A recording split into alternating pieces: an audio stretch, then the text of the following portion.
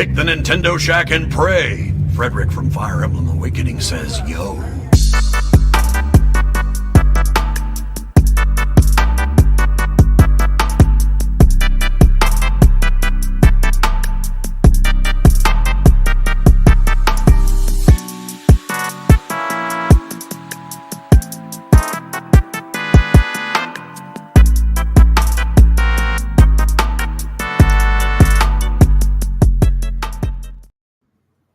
Greetings, Koopalings! Happy Sunday! Happy 19 days until Tears of the Kingdom.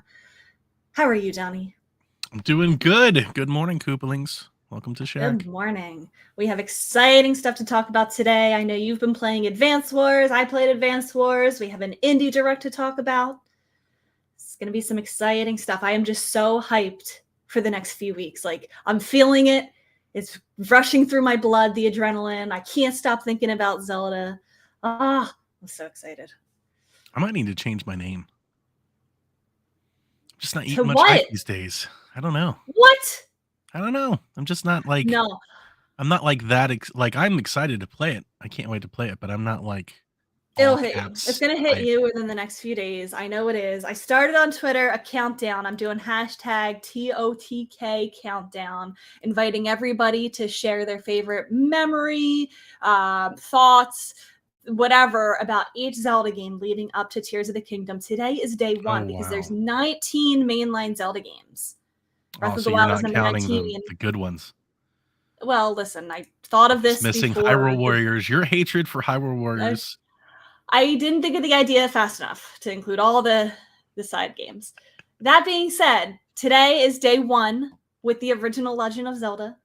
So if you want to participate, you can see the list on my Twitter. Each day is a different Zelda game. You can use that hashtag, share your memories, share a drawing, share, something that you love about each game, pictures, thoughts, whatever you want to share. I've barely ever played I'm getting the hype the original Legend of Zelda. You have or haven't? No, I've played it. I've barely really ever played it. Oh. Okay. I've never really, like, when I encountered it as a fellow youths in my childhood, I was like, I don't know what the hell this is. Like, I don't know what I'm doing. For me, like, Zelda really begins at Link to the Past. I've went back to it, like, as it's had various virtual console releases. I've bought it various different times, and every time I play it for like an hour. I'm like, yeah. I guess people thought this was awesome. I mean, I'm sure at the time it was awesome. I don't know. My first experience, like you, it was after I'd played a lot of the newer games at the time. My first experience was in that collector's edition that came when you pre-ordered Wind Waker or whatever. So that was my first experience. And it was kind of hard for me to jump into after playing Wind Waker and Ocarina of Time and Link to the Past and stuff. But I messed around with it as a kid, but then I finally sat down and played it to completion like 2 or 3 years ago. Wow. I used a physical guide. I didn't use any online resources. I used Phil Summers' hand-drawn game guide, and I streamed it, and I didn't use any save states, and it was very, I think, interesting. Like, yes, Zelda has evolved so much since, but it was very interesting to see the roots of my favorite game series. Yeah, that's good and stuff. Tears of the Kingdom is going to be the first time that we saw Lynels in 3D was Breath of the Wild. This is going to be the first time that we see Gleeoks in 3D, which I think is pretty cool because it was a boss in Zelda 1. That is cool. I've definitely become aware of a lot of Zelda 1's importance and, at least to the lore and to the universe. It's kind of base building, but I'm good. Maybe they'll remake it one day or something, but I'm good. Maybe. I don't want to do that. I want them to release that prototype where they did Breath of the Wild in the Zelda 1 engine. Do you remember that? That would be cool. So cool. Even if it's not a full game or, completable or whatever. Yeah, just do a little highlights thing, a little demo thing. Yeah, that'd be awesome, actually. Yeah. But other than just getting hyped for Tears of the Kingdom, I'm trying to, because I'm done with Advance Wars now. We can talk a little bit about Advance Wars because I know that's what you're playing, but my review's out. If you want to see it, my review for Advance Wars is out. I gave it a 4 out of 5. There were a couple things that I wish it had like the async. It doesn't have asynchronous multiplayer online battles. Like you have to be connected. It does It have took a long online time. multiplayer. It does, but like we both have to be like online playing each Right. other at the same time, which And again, it also but other has, games like Wargroove has asynchronous. I was surprised it has local wireless play. It does. Yeah. So if you're picking it up with your family, if you have a family of Switches, you guys can face off against each other. I presume you would need multiple copies of the game. It's not like 3DS I think where you so. can Yeah. stand up like a family share connect. I miss that so much. Yeah. I did too. I really like the DS had that. Wasn't it called like DS Play or something? I forget what they called it. I just remember doing it a DS lot on Share. 3DS. With 3DS Mhm. we did it a bunch. We did it with Star Fox. We did it with, I want to say Mario Kart. Maybe I'm misremembering that, but I feel like we played Mario Kart together on 3DS with just one copy. And Star Fox in the Zelda game. Right? Triforce Heroes. Yes, I think Download Play. That's what it was called. I can't. It was see so what the much chat fun, says. and it's such a. I understand. You know what? It doesn't matter. I just want Nintendo to, like, if they want to push their whole like everybody needs their own Switch family of systems thing, then they need to make that more of a thing. Like trying Yeah. to then tell people but you need to buy 14 copies of the game so you can all. That's ridiculous. The only game I can think of that does it is Clubhouse 51. But Correct. not all the games are available. It's just a Exactly. selection. Exactly, and that's Yeah. tragic. But it's like I understand what I was going to say is I understand why they don't do it, or at least if you heard me pause, I was going through my head just the snaps as I was making. I think the reason they don't do it probably is Pokemon. Because if they did it for every game but Pokemon, then people would be like, why don't you do it for Pokemon? But they sell so Well- many extra copies of Pokemon. I don't know, because they have done things like Cloud Game for everything but Pokemon and Yeah. Splatoon. So like I feel like they could make Pokemon the exception and like nobody would like we'd complain about it online, but like in the grand scheme of things, I don't think anybody would Any care. party game that they have should just do it, period. Mario any Party party- should do it. Yeah, any party game or multiplayer centric game should do that. Should have wireless play as an option. Yeah. You should be able to play agree. Mario Kart. You should be able to play Smash. You should be able to play ARMS. You should be able to do all of that. Mario Party, Clubhouse games, any of that, you should have local wireless play all the time. I agree. Alas, we do not. Yeah. Advance We'll Wars talk does. more about Advanced Wars because I'm so excited to hear your thoughts. But just real quick, what else I've been doing this week? I finally got, I don't know if you can see my Stray vinyl and Ooh, I do see exclusive it up edition there. with all the little goodies. Yeah. It took 9 months. I pre-ordered it back in the middle of July last year. Wow. And the physical copy with all the little extras would have shipped had I not put it in the same order as the vinyl, which took until now. So they yeah. both arrived this week. The Very limited run? excited. It's very beautiful. Like you can't really see it here, can. but no. I mean the little like logo and stuff. Like when you move it around, it like has that metallic rainbow kind of glimmer on it. gotcha. It's so pretty. Is it yeah, limited so I was run? excited. It was I am 8-bit. I am 8-bit. Yeah. So same thing, That's different cool. company. Yes, and I got the physical, and so I was excited about that. I did a little photo shoot with my cat. What's going on with Stray? And what do you mean? I feel like it should be released on more platforms by now. I honestly have been expecting like a surprise. I don't know if it like, will. Switch announcement. That's what I'm wondering. Like, is it Can it run on actually like Switch? locked down to a console exclusive? I don't know. Well, it's on PC too. Yeah, but with today's world, that doesn't count. So it released July 19th. So we're coming up on its 1 year. I feel like Stray probably has 1 year exclusivity, and then it should pop up other maybe. places. And I think I've been thinking this since I've seen Stray. It's a very pretty game. It's very beautiful. I think you can do Stray on Switch. Like if you Really? can do Nier Automata and stuff on Switch, like I think you can do Stray on Switch. That's a game that I keep wondering if in a fall direct or a winter direct or something, if we just don't see it pop up and we're like, oh snap, Stray's coming to Switch. That'd be cool. Maybe they do I would cloud buy it version, again on Switch. but I could see it like going on Game Pass on Switch. Yeah, I could see Game that. Pass. Yeah, like I that would feels not like a one that cloud needs to version. find other people. I would not enjoy cloud version. I would want a physical release for Switch. I would buy it again. I think we've seen, and it's a very beautiful game. And maybe I'm dismissing it. When I played it based like on the systems and stuff, I feel like you could lower a lot of the visual settings in that game and get it to Switch. I think that's possible. Probably. Yeah, Yeah, I think considering so. some of the other stuff that we've seen on Switch, I'm sure they could do it. I got Doom Eternal going on Switch. Yeah. You know, it's like, and the difference is, I feel like that's a game that's worth porting. Stray is a very solid too. base. As you said, you were like, I'd buy it again. People love their cat Mhm. games, especially on Switch. We see that all the time. Like, I think it would still move copies.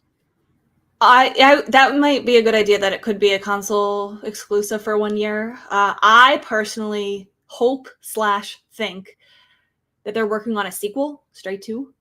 Ooh. Not just because it was wildly successful, but the ending. I know a lot of people were unhappy with the ending, but it kind of like, that's my favorite thing about the game. People are unhappy about the ending. because he never actually reconnected with his cats, his group, his clan. So I think a sequel could probably be the second half of that story. The reunification. I dig it. Yeah.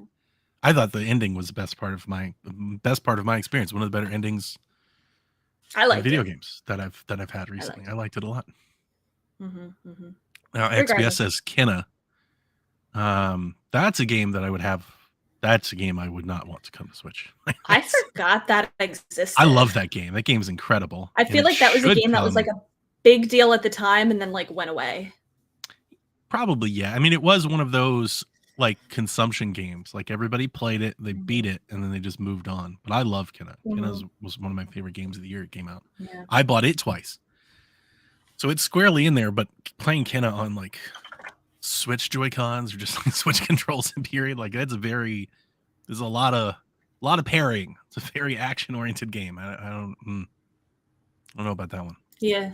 Whereas Stray is like, there's some combat in it, but it's very simplistic. It's more like, of a platform exploration platformer. It'd totally be fine at like 30 frames a second, you know, like it'd totally be fine at like 720p. You know, like you could really, I feel like you could really tone that game down and it'd be just fine. I hope they just wouldn't, because I feel like that's like a very visually dark game. I hope that they wouldn't like dull like the brightness of it to kind of hide any kind of muddied visuals. That's the beauty of the OLED. That stuff should pop. Yeah, I would think. That's true. Yeah. Anyway, I want to talk about one other little indie that I've been playing after I beat Advance Wars. I'm trying to fill my time before Tears of the Kingdom with some indies, and specifically like 5-hour and under indies, just because that's like, I hate to say it, it's like the sweet spot for games for me right now. Okay. No, I feel you. I love short games right now. I don't know, but I'm playing. I don't know if you've heard of it. It's called Lost Words Beyond the Page. Came out a couple of years ago, I think. I'm playing it on Switch, but it's everywhere. I think it's on like PSN. I think it's on Game Pass. I think it's everywhere at this point. It's on Steam. But I bought it because it's on sale for $2 right now, today. It ends today. If this sounds interesting to you, go buy it today. It is written by, do you know the famous author Terry Pratchett? You know Terry Pratchett, the famous author, Discworld, Good Omens? Not even a little bit. Whoa. Oh my God. Okay, so his daughter, Rihanna Pratchett, she's a writer. She's a game writer. She wrote this game. But this, Donnie, this game, I want to know how much you remember of it, because this feels like this game was made for me. It is about a girl named Izzy. She wants to be a writer. She writes in her journal. So it's like half of the storytelling is her writing in her journal, and the other half is like regular platforming that like you would expect. And you kind of help Izzy make this character who is, I guess, kind of like a personification of herself, or like her ideal self. And so my character, named her Grace, you platform like across the words, but then you can use the words to like, you can move some of them around to interact with the pages. Like you can like take the word blue for blow out the candles, and there's like a drawing of like candles on a birthday cake, and like you blow them out with the words.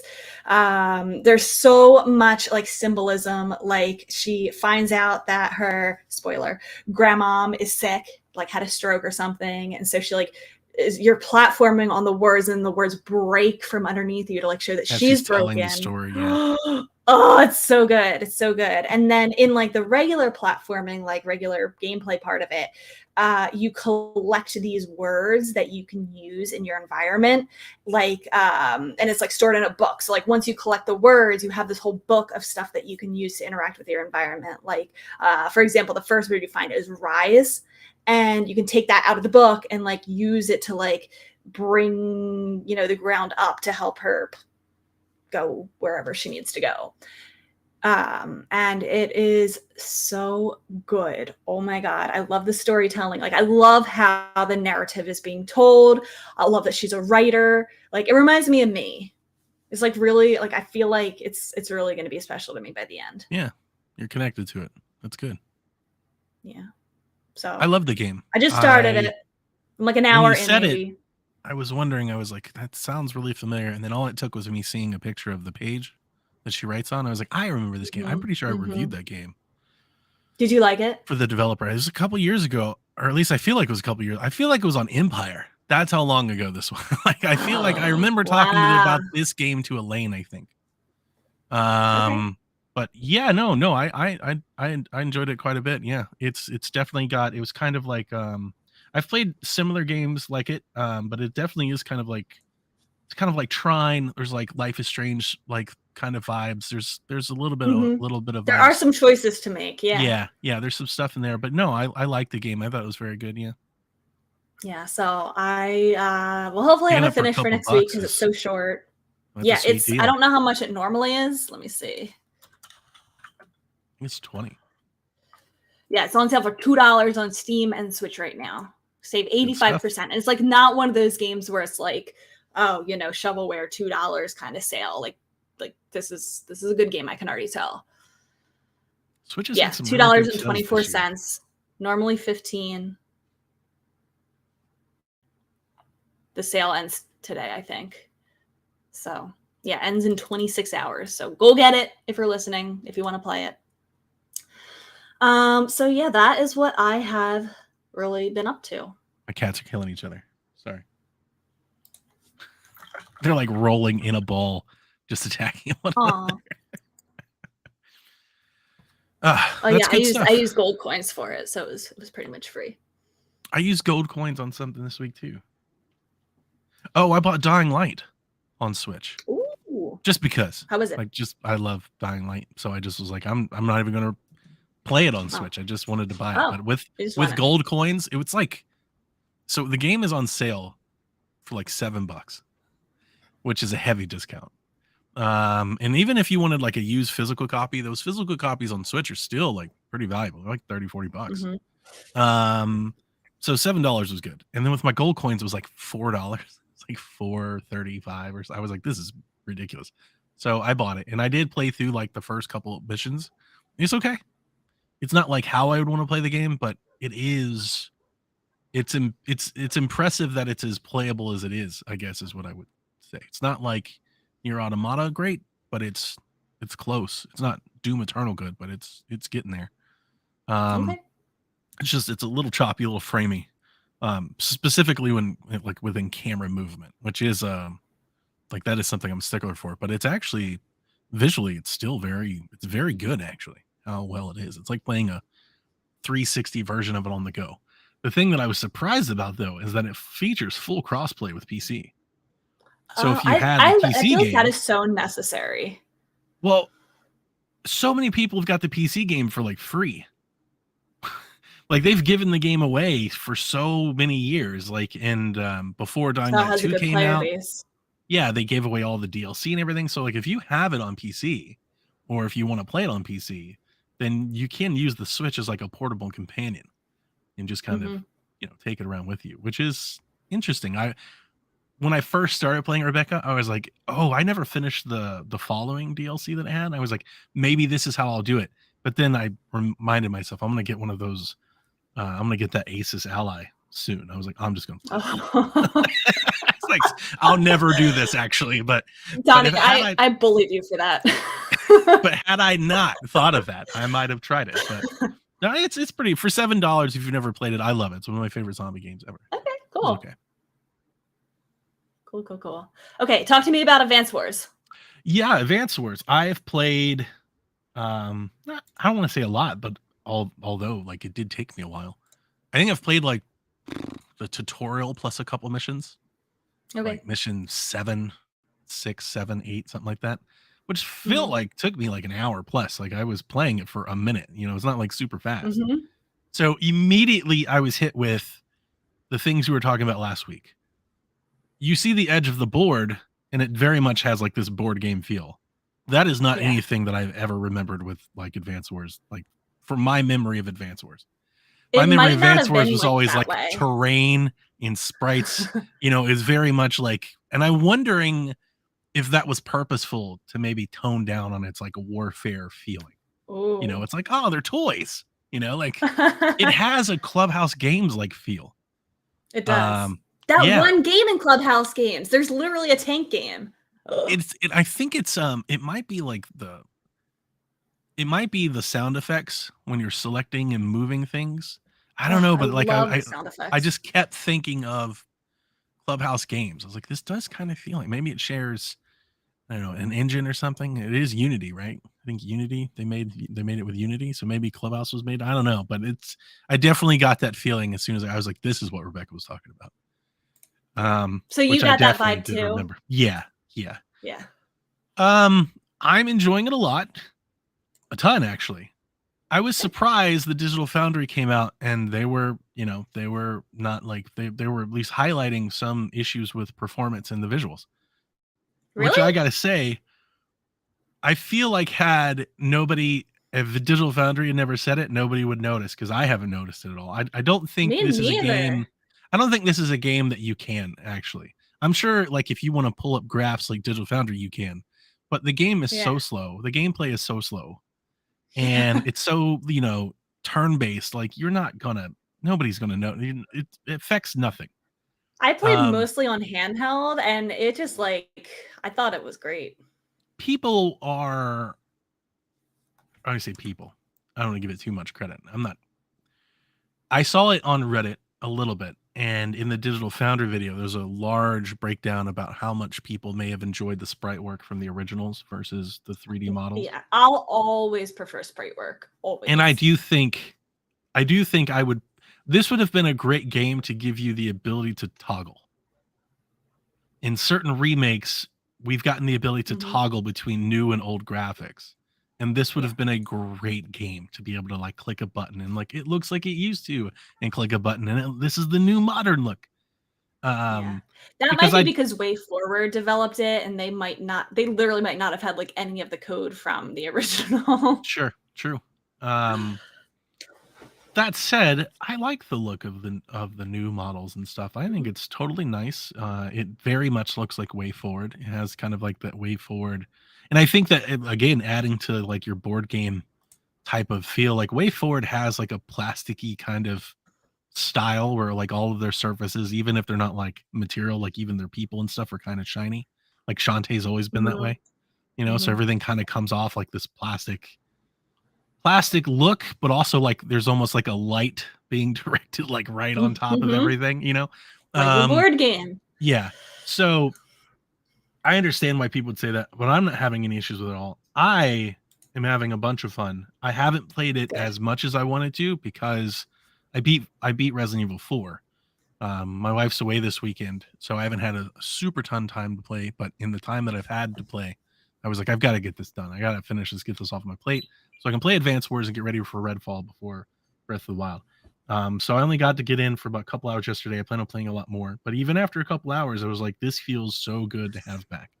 I had forgotten a few things about the combat. I didn't remember or realize that as your units get weaker, that they perform much less. And I was like, oh, I forgot all about that. There's just so much more. And I think that's what makes this game great outside of its obvious comparisons to Fire Emblem. There's so much more strategy here. Advance Wars was always like that. There's so much more strategy in Advance Wars. There's so many more unit combinations than it is in Fire Emblem. Fire Emblem is very character-based. You're worried about permadeath. You're worried about relationships. Advance Wars is digital Risk. It's digital Axis and allies. It doesn't matter. Like, your tank doesn't have a name. You can sacrifice 60 of them in, Which I thought was like, I kind of took issue to that. Like, that's why I kind of headcanon is like, oh, it's just a war game. It's just a game between friends. It's not like a big deal. And like the I'm trying to look for the word, disregard for life that the characters have. Like, there's no penalty for going through hundreds of troops. the art of war, right? It's very much that. You just go for it and win. XBS, it's not an RPG in terms of your units, but you do have like COs and stuff that you do get story and you do follow character progression. They just don't matter on the battlefield. Your units are just units. They're just that. So yeah, it's Risk. And having not played it in a long time, I will tell you this. I've told this a bunch of times, so I won't go like super far in it, but having never grown up with portables, I'd always like kind of learned about Pokemon or Advance Wars and stuff either through friends or borrowing theirs or playing on school bus and stuff. I loved Advance Wars when I was younger, and particularly I really miss Battalion Wars. I would love for that to come back one day. Isn't that the same series?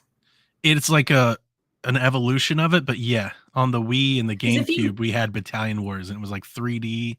I love that game. The game was really great. Because if you type in Advanced Wars, like the Wikipedia page for it is like Wars, and then it's like Advanced Wars, Battalion Wars.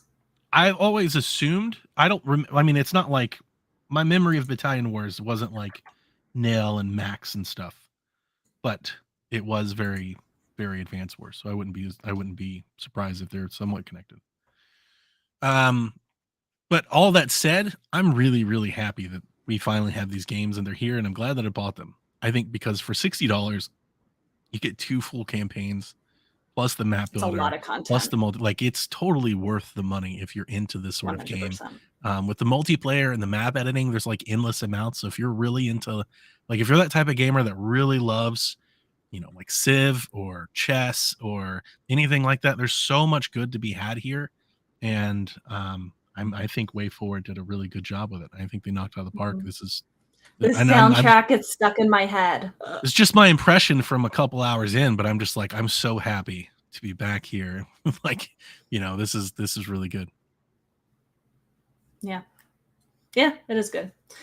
I'm glad that you're enjoying it. It's a lot of game, a lot of game. So I feel like we're going to talk about it, but it's going to get kind of swept under. Like, I feel like all these good games get swept under by Xenoblade. First, Live Alive got swept under by Xenoblade, and now there's that exciting DLC that's coming, in a couple days, that is going to sweep this under the rug. People were going to buy this, and then... I question how many people were going to push Advance. I would love to hear about Advance Wars numbers, because I never got the sense on Twitter and stuff. I remember when the Direct was shown, then we got the Orange Star thing. I was like, oh my God, Advance Wars is coming back. And I just felt like nobody knew or cared. Like, I just don't think that they've got a big base. Not like Xenoblade. So that's true. The last thing I want to say about it is that the whole time I was playing, I was gaslighting myself because of the voice of Andy. I was like, oh my God, this sounds like Veronica Taylor. Like, it sounds just like Ash Ketchum. But no, they didn't get Veronica Taylor for this. Sounds like her. It is Veronica Taylor. Nice. There are quite a number of celeb voices in the game. Like, I enjoy the voice acting. Cho, ProZD, he does Eagle and another character. The person who I thought was Sammy, I thought that Sammy was Ashley Birch, but it is not. The whole time I was like, it sounds just like her, but it's not her. But yeah, there's a couple other famous voices. It's very exciting. No, I am enjoying the voice acting for sure. Oh, and before we move on, just the opening cinematic was very good. Awesome. Yeah. Like, I love this. I was like, this is great. I'll watch this whole damn anime. I was going to say, for all the times we get questions like, what's a game that you would like to see turned into a show or whatever, give me an Advance Wars Do it, anime. Netflix. Yes. Like, that was so good. It was very good. There's not I was like, this that is many. Great. I wish they had more of those cutscenes throughout the game. There's really not many. There's like a couple. There's like the beginning and the end are like the only ones that you get long. Yeah, but back in the day, it was literally just like the Fire Emblem, like, pop up, read the thing. So I'm enjoying that, that you can at least hear some voices and stuff. It adds a lot of life to it. It does. Anything else you want to chat about before we get into this week in Nintendo? I'm good. Just to wrap up Advance Wars here, critic scores are out, sitting at an 83 on Metacritic, OpenCritic 81. It's about where I thought it was, would be. I gave it a 4 out of 5. One funny thing in that I wonder if Nintendo is going to fix this or not. But the game has been delayed so long. Did they fix this? I think that so, physical players were not able to redeem their gold points, because if you remember, it was supposed to come out in early April last year. Correct. And you can only redeem gold points for a year after the game has been released. And I guess that never was reset. People weren't able to collect their gold points, but it sounds like you're saying it has been fixed. So I saw a Reddit thread where people were making fun of this, as I'm assuming that's like going around the internet. But then later that day, I saw another one. Like I saw an update to that thread, and it just said, correction, Nintendo has fixed this. I didn't dive in. I don't, because I didn't care enough. But I think they fixed it. I was wondering if it was. So. I think it might have been an issue where people were getting the game maybe slightly early, and maybe it was like a day one patch to activate it. Maybe. Yeah, that's what I was. Another thing I was like, maybe that came from reviewers. They're like, I can't patch. No, because reviewers don't get physical copies. Yeah, I guess you're right. I don't know where that came from, but it seemed like on day one they had it working like within hours. Okay, good. Yeah. Then that is good news. You know what? Another thing that I would say before we leave Advance Wars and talk about anything or something else, I gotta tell you, I don't know what it is, but like the excitement just it didn't feel like it was like I finally got the game. And it's just, the game has been delayed for so long, and I feel like reviewers have had it for so long. And it's just like, I remember when it came out, I was like, so finally I can play it, like at the end of the line, when I felt like everybody else in the world has played Advance Wars at some point. I'm not sure if that's me or if other folks in the chat or out there listening felt the same way. But I remember I kept checking. I checked it like on Monday and I couldn't play, and checked it like Wednesday and Thursday. I was like, Friday. I was like, oh, okay, finally we can play the game. Reviews came out what felt like 2 weeks ago. I know I'm exaggerating all the dates and times, but it felt that way. It's such a long road to finally playing it. Especially when we remember that the game was announced back in E3 June 21. It just, it's like it took some of the day one fun out of it, I guess. Oh, well, you shouldn't feel that way. I mean, as soon as I started playing it, I was having a great time again. It just, I don't know. It felt different. Maybe taking the fun out of it isn't quite the right way of describing it. It just felt different than normal. It didn't feel like we're all playing. To me, it was like, I'm the last one playing. That's how it felt like. I think there's just not many people playing it. That might be it too. Maybe it's just a general, lack of noise, period. I'm not on Twitter anymore, so that could be it as well. But yeah, it felt different. I saw a lot of people with copies. Wasn't like Resident Evil when we're all like, I gotta get in, I can't wait to play. It's just I'm playing very different. Wars. There's everybody's playing Resident Evil. There's like a small handful playing Advance Wars. True. All right, let's talk about the Indie Direct. I felt like this was a little bit earlier than I expected the Indie Direct to be. If you had asked me, and maybe we talked about it, I expected there to be an Indie Direct in like late May, early June. Maybe there will be another one. Hello, kitty cat. But no, I always like me a good Indie Direct. Do you want to read through the list of what was announced, and then we can kind of stop at what we thought was interesting? Sure. I'd like to say first, I thought this was one of the better Indie Directs that we've had in recent memorable. Yeah, I think this was really I thought good. Differently. I watched the whole thing live, and while not every game is for me, I thought the majority of the games looked appealing and like had like that upper tier quality indie thing that I used to associate with these sorts of shows. I felt like for the last few shows, we've gotten a lot of games that I don't want to like dismiss or to rag on too much. But some of them were just not only did they not interest me, there were several I was like, I don't know who this interests. Like, there's so many really, really kind of early access games that I just didn't do anything for me. Whereas I felt like this one, I was like, I could see a lot of people playing a lot of these games. But sure, let's kick off with an old favorite, Oh, Mineko's Night Market. It's still not I out yet. can't believe it exists. Yeah, but the fact that we actually saw more of it and it has a release date, who knows has a if they'll release date. keep that release date, but I remember, Donnie, this is going way back. I remember being a Shack listener, listening to you and Caro talk Caroline. about this game and how excited Caro was for this game. And I'm Damn thing is like wow, 4 or 5 years old at this point. It's forever ago. I was like, Switch 2, Mineko's Night Market. No, it's coming out in I did not September think that this game 24th. I thought it was in dev hell, to be honest, but it looks cute. It has to be. I mean, Right. yeah, it's forever. Yeah, I'm not interested, but I know a lot of people are. A lot of people have been wanting this one for a while. So please get excited. A game that I actually am interested in is My Time at Sandrock, which is already in early access. You can play this game now. It arrives on Switch later this summer. I played My Time at Portia on Switch and actually had a pretty enjoyable time. I was pretty into that game for about a week and a half. I didn't play it forever like most people that play this game are going to. But I liked it enough that when I saw they were getting a sequel, I was like, oh, this is cool. I might play that. I don't know if I'll play it on Switch. I haven't thought about it yet. But I dig My Time at Portia enough that it's kind of like it's a life sim, like a city builder. You build up your facilities, you go chop trees and stuff like that. And that is just kind of my jam. I love games like that.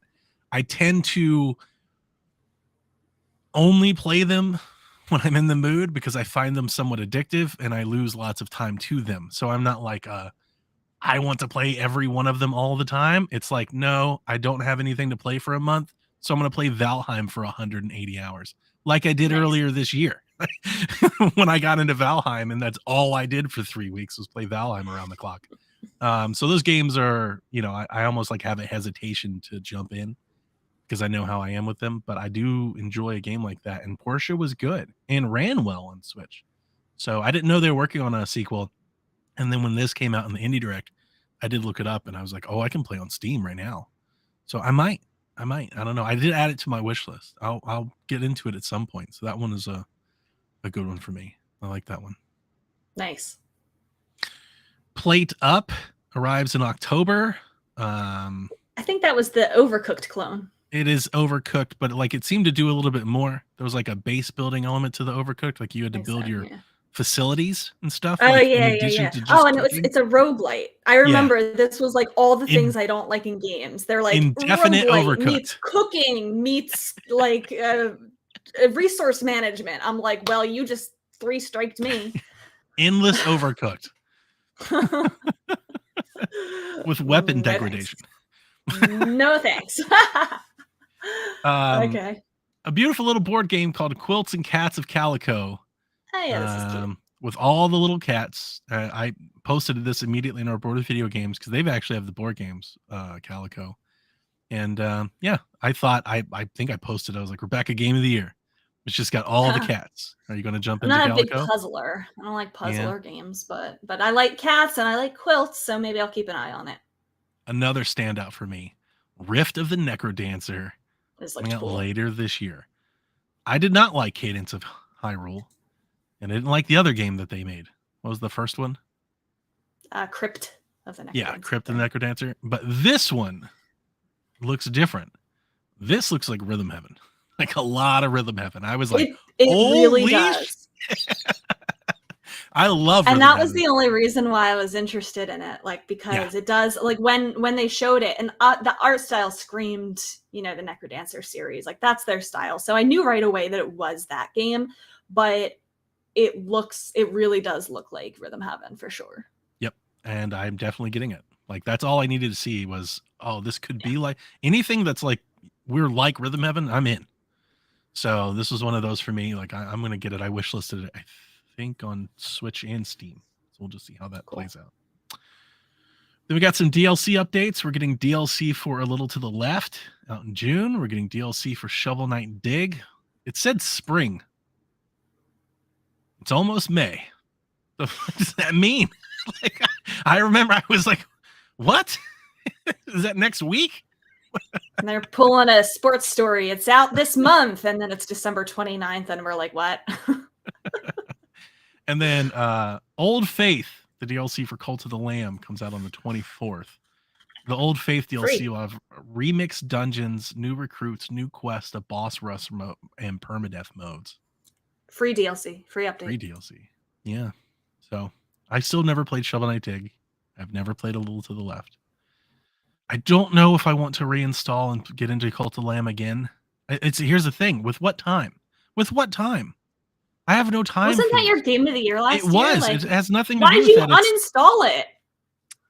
I mean, it's just to keep on my PC, storage clean. I don't have a ton of storage. I have like 2 terabytes. So, Only 2 terabytes, and I uninstall Cult of the Lamb. I don't know if I uninstalled it or not. I may not have. You know what? Okay. Now I'm gonna go Okay. check. Yeah, Now I'm gonna go check. Rebecca. Do it. The thing with Cult of the Lamb is like when I'm gonna replay the whole game, I'm gonna get back into it and just play it for a month. I don't Yeah. know, like maybe one day, but not anytime soon. Cult of the Lamb is installed. It's in my favorites. So I haven't Good. uninstalled it. Donnie, I'm the biggest Cult of the Lamb fan that has Are not you? played the games 'Cause with that the hasn't played. vinyl and the plush. Do you have the limited edition hoodie that I do? No, but I have a 'Cause I've got the shirt. Plush. Have you made your own I got the custom shirt. artwork? Not yet. Okay, then.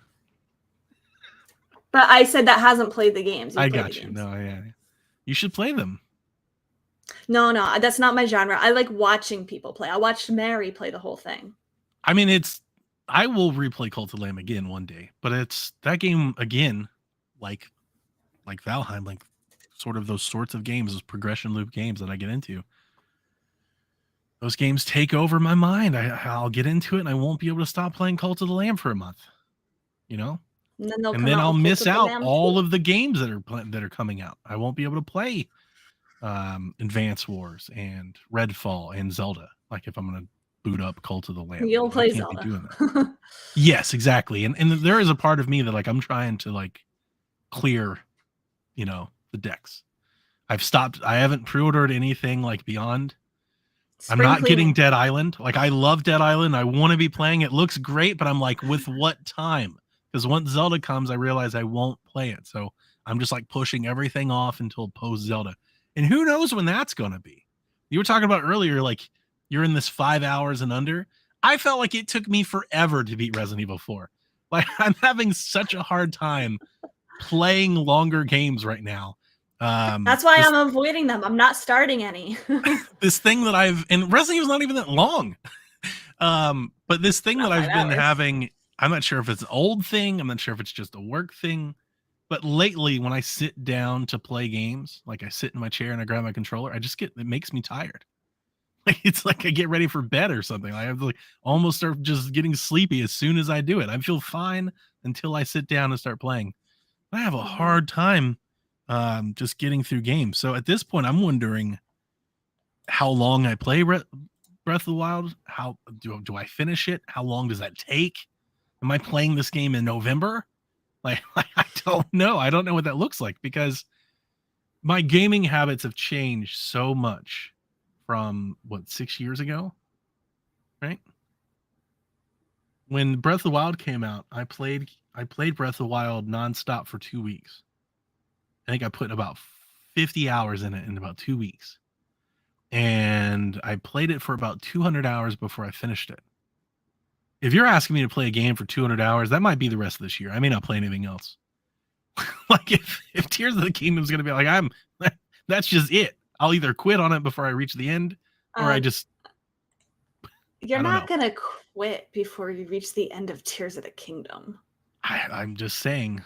I will never talk to you again. I will quit the podcast. Donnie, this is the game. This is the game. I've been trying to tell people in PSVG all week that like this trailer, I don't think I've had a hard time explaining to Dev and Delvin how great this trailer was. I was like, because Dev was just like, Was it that good? Because I was like, this might be the best Let me trailer on I've the ever show seen. and I will tell them how good it is. For some odd reason, I don't think that's going to help. I don't think that's going to do it. I can convince Delvin. I don't know if I can convince Devin, but trust me, I can convince Delvin. Yeah, no, it looks so damn good. I can't wait to play. The next game was called Animal Well, and I wrote down that this is notable because this is being published by Big Mode, which is the YouTuber Dunkey. And I remember this being a story. I don't know anything about this person or why this is such a thing, but this is a thing. Can I give you a synopsis Please, of why people are please mad? help me out. Why are they mad? I thought people liked this. No, well, some people, some stupid people, are saying I turned off the Indie Direct once Dunkey showed up on the screen. What? Because people, let me tell you, Donnie, people are stupid, and like it's that's fine if that's not your humor. Like I totally get it if you don't like his videos, but people complain that the YouTuber named Dunkey, his gimmick is dunking on games, and so he like will dunk on game, like he does reviews, but they're not real reviews. Like it's like him like it's like a bit. It's like a gimmick. Yes, it's gotcha. totally Okay. a gimmick, and like people don't realize that, and people take it very seriously. And so when he announced that he was going to be doing his own indie publisher, like he was going to make a publishing company, people were like so pissed off about it. They're like, what does Dunkey know about like the game industry? Like he just poops on games all the time. And it's like, one of the biggest game YouTubers like doesn't know about marketing. Like I feel like they're missing that he is very successful for a reason and knows how to reach an audience and is going to be able to sell this game to millions of people. Like any company would love, like any indie game would love to have their game marketed by him. I'm sure that game publishing is not so easy that anybody can do it. I don't think anybody can do it, but I think he is. But if he's spending his own money to do that and he's partnering with them, I'm sure he can, like if he wants to break into the industry, like that's almost an admirable way of doing it instead of like trying to think so too. Find a ground, like who's just going to hire you to do that? If he's already made his own, he has his own popularity, he has his own base to appeal to, then you start there and work from there. And I mean, look, his game that he's publishing, that he's marketing is Animal Well. It's an Indie Direct. Here's the thing. Would we be talking about Animal Well if he wasn't there? No. How many there's a billion indie games like Animal Well. Not like Animal Well, but there are a billion indie games out there. Yes. They have a hard time standing out from the crowd. So he made one stand out. You know what? Winner, like success or unsuccess, like that's a head start. Like that's not nothing. That's something. So I guess good for him. So again, I can understand. I totally understand if you don't like his videos because like it is, I think, a humor that requires a certain taste. And I get that not everybody has that taste. I get it. Sure. But like to stop watching the Indie Direct because he shows up, like shut up. You're just missing out on games at that point. Like you're trying too hard to be edgy. The internet takes gaming way too seriously. Like, totally. Like the gaming industry is supposed to be like stupid and fun and dumb, and everybody always overanalyzes, overreacts. I thought, at least, I don't remember a whole lot about the Animal Well game now. It's been several days since I watched the show. But I do remember? I do remember that doofus in the background, like jumping around on rocks, like trying to, I guess, get to ducks or whatever. Yeah, that was him. So dumb and bizarre. That's what I remember in my head. So at least it's memorable. Speaking of another game I don't remember, Crime O'Clock comes out in June. I don't remember what that was. Okay. No clue. Teslagrad 2 shadow dropped. It was released right then alongside Teslagrad Remastered, which I don't know what that means. I even tried looking. I was like, how did they remaster the game? It looks the exact same. They said it was better. It's visually improved. I think it had an extra story or challenges that they added to it. But like, I felt like calling that a remaster might have been a stretch. I was like, is it remastered? What does that mean? But Teslagrad just 2, want a reason to re-release it. Yeah, I'm sure. Teslagrad 2 has been in the workings for a while. This game is memorable to me because I played Teslagrad on Wii U. It was one of those Wii U indie darlings when we didn't have any games that you latched onto. That said, am I going to buy Teslagrad 2? I don't have any plans to do so. That's sad. I did buy it when I bought it when I had nothing. Now that I have multiple things to play, it's not on my current radar. Shadows over Loathing. Have you ever played West of Loathing? It's been on my wish list for like years, and I just need the right time to play it because I think that is like my type of humor. A lot of folks in our Discord like it. I was tagging for Seth, Skinny Matt. I'll drop a bunch of hits. I think Josh liked West of Loathing. So Shadows over Loathing is set in the West of Loathing universe, but in the 1920s. It's a slapstick comedy RPG. It's out now, and a physical copy is coming later this fall. And we had several folks told me in the Discord will be waiting for physical. Like they're excited to play the game, but not so much that they want to go digital. Right. Yep. For me, I feel like I will enjoy this game when I play it. I do like this kind of, humor and stuff. I think a lot of people say if you like Undertale, you should try this game. Like the writing, I think, is like kind of the same humor. For me, though, I feel like I'm not a fan of Western cowboy, and I'm not a fan of like 1920s stuff, like era aesthetic stuff. So I feel like any other aesthetic I would be so into. I tried West of Loathing, and like it's been a long time, so I'm not sure if my memory is serving me as well. I played it for a couple hours, and I just wasn't digging what I felt like were like the, I'm not sure if they're puzzle elements or like I remember collecting like items and I would give them a different character. It just wasn't. I wasn't digging the gameplay. I thought the writing was pretty funny, but I wasn't digging the gameplay. Blasphemous 2 is out this summer. That's a game I'm not interested in, but I know a lot of people are. I thought you said The Last of Us. I was like, The Last of Us 2 is out this summer on the Switch. Blasphemous Last of Us. I was good. Like, that was not in the Indie Direct. Before we move on to the big thing that I know Rebecca wants to talk about, let me talk about the sizzle reel that happened at the end where we saw Little Kitty Big City. Anything? Cat game? Mm-hmm. Gonna get it? Mm-hmm. Yeah. Chants of Sonar, which I thought looked pretty cool. Just visually, it looked cool. I don't know if that's my sort of game. It looked very puzzle heavy, but I want to play it. It reminded me of Sable. It looked like the Sable art style. Brotato looked awesome. Like, yeah, I definitely want to get Brotato. Brotato looked great. There's a new Five Nights at Freddy's game. And then buried in the sizzle reel, which I did not appreciate. Maybe they're going to spotlight it later. Bomb Rush Cyberpunk is out August 18th. I've been waiting on a release date for that game all year. And they're just buried like at the end in this like very fast. They're like, here's Bomb Rush Cyberpunk. And that's it. We're gone. I was like, what? Whoa. I was very disappointed that there was no one more thing. And I feel like the presentation of the Direct would have been better if this last one we're going to talk about was the one more thing. I don't know. I don't like it ending on a sizzle reel. I don't like it. I probably would agree with you. I know it doesn't matter, but I just don't like it. Yeah, no, when you first said it in my head, I was like, it doesn't matter. But you know what? No, I disagree. I agree with you. And the reason because it was a sizzle reel. If they just ended it on any game outside of a sizzle reel would have been better than, don't end anything on a sizzle reel. Sizzle reel should be at the beginning or like in the middle. Definitely not at the end. That's a terrible place to put a sizzle reel. But yes, Oxenfree 2 or Oxenfree Lost Signals has been dated. It comes out July 12th. You can pre-order the game now. You can buy it everywhere except Xbox. And please be excited. I already pre-ordered the game. And there's a discount. This was one.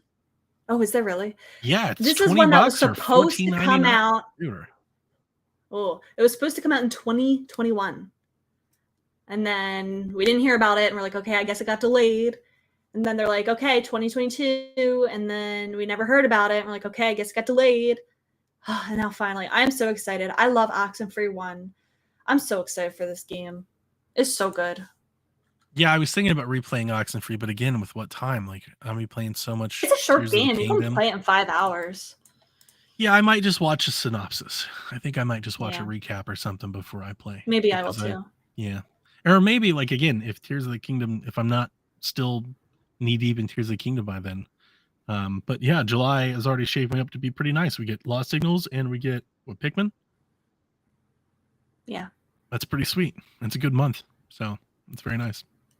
Oh, I just love the art style. I love the creepy atmosphere. Like I love it. I love the little radio mechanic. I love the triangle that opens up. Oh my god, it's so good. Yeah. This game has been like on my like I've been hyped for this game for literally years. Kyle the Pug says, what are your 3 top day one purchases after seeing the Indie World Direct? I don't know if I have 3 day one purchases. Yeah, day one is a bit much. I'm getting, no, it's not. I will be getting Bomb Rush Cyberpunk on day one. I'll probably get Brotato on day one. Maybe that's kind of more the iffy one. But Oxenfree I'm getting, and Rift of the Necrodancer I'll be getting on day one. So I've got the only more one than I'm that. definitely getting day one is Lost Signals. Yeah. Again, I thought this was a really good indie direct based on. You remember? So like the last couple that I remember, and you know what? I always try to sugarcoat everything and be nice, and I'm just not. I'm not going to be nice. You know what?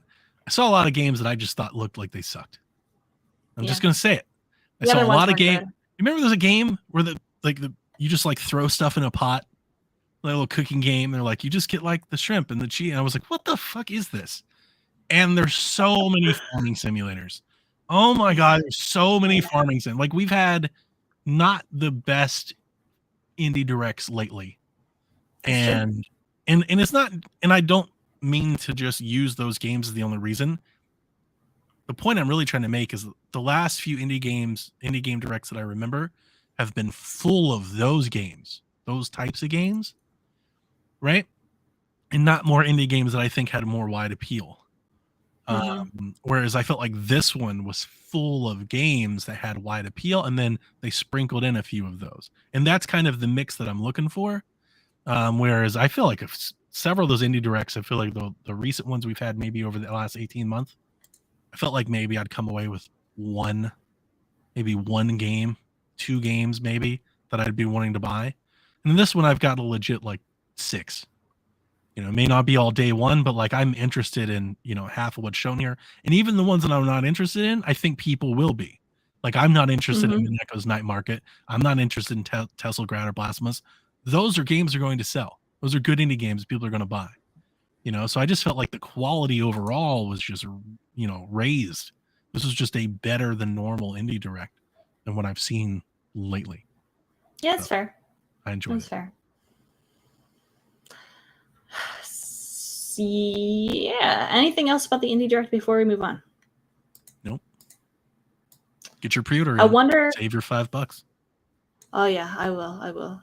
Which like I know that because like Night School Studios, like that publisher, developer, they will put that game on sale for like probably $5 somewhere down the road. But I don't want to wait. Well, is it coming to Netflix? Like if you want to play it on mobile, I'm sure you just play for free. Yeah. Like if you have a Netflix, I just assume most people have a Netflix subscription. Yes, because Netflix bought Night School Studio. Right. Yeah. So I presume if you don't want to pay for it, you could just play it there on your phone if you want. I'm not playing it on my phone. This is like absolutely not. No. But yeah. But if you like wanted to try it and see. Yeah.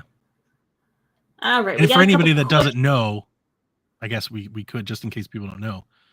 So Netflix, if you have a Netflix account, you can go into the Netflix app on your phone and there's a game section. And they basically have their own mobile store.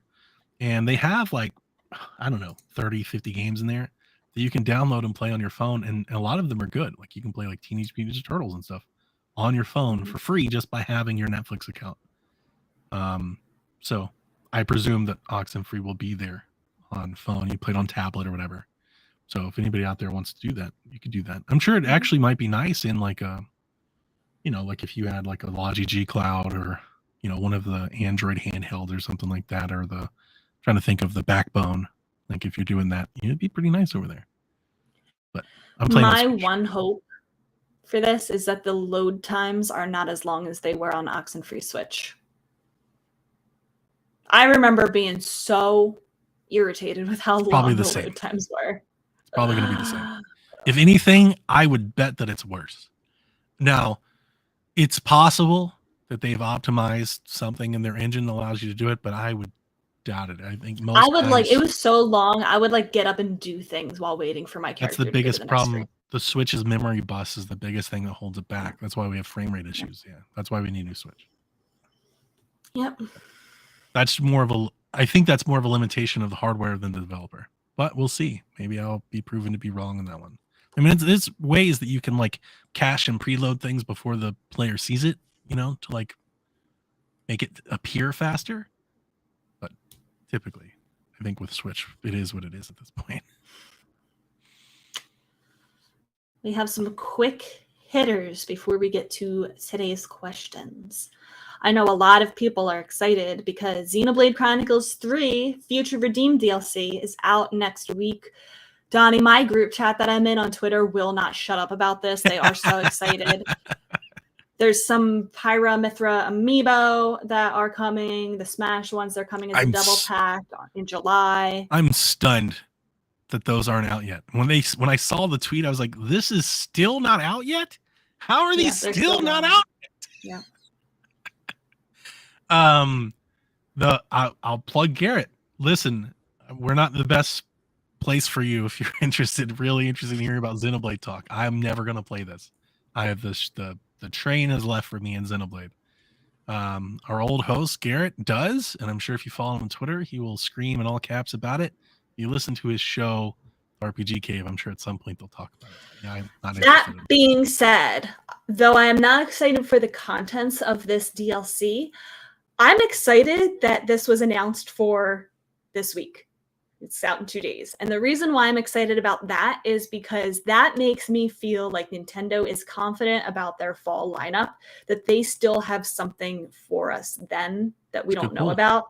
Because they could have put this DLC out in late summer, early autumn, sure, even winter, but it's coming out now.